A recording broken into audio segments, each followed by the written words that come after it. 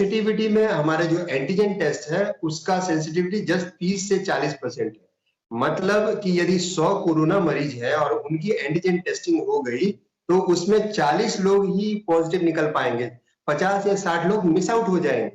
तो ये हो गया एंटीजन टेस्ट। दूसरा जो आपका आरटीपीसीआर है उसका लगभग 60 से लेकर 70% है।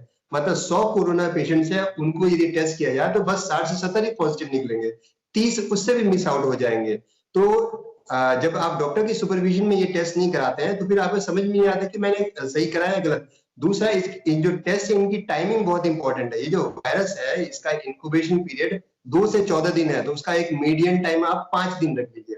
यदि टेस्ट आपने 5 दिन से पहले कराया तो इसके बहुत चांसेस हैं कि आपको कोरोना हो, लेकिन आप कोरोना के टेस्ट पे निगेटिव आएंगे। मैं एक मिनट रोकना चाहूंगा आपको। आपने जिस तरह से जिक्र किया, एक शुरुआती उसमें एक साधारण व्यक्ति है, उसे शिकायत हुई तो वो सबसे पहले कौन सा टेस्ट कराए, उसके 5 दिन बाद कौन सा कराए, उसके 10 दिन बाद कौन सा कराए? एक आप तरीके से थोड़ा समझाएं, दर्शकों को भी समझ आ जाए। ताकि देखिए, सबसे पहले जो सबसे कॉमन टेस्ट है और जिसके रिजल्ट्स बहुत जल्दी आ जाते हैं, तो ऐसे में आप एंटीजन टेस्ट कराइए।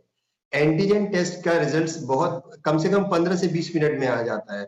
एंटीजन टेस्ट में भी एक क्या बहुत अच्छी बात आती है कि यदि वो पॉजिटिव आया तो उसे आप पॉजिटिव ही समझे।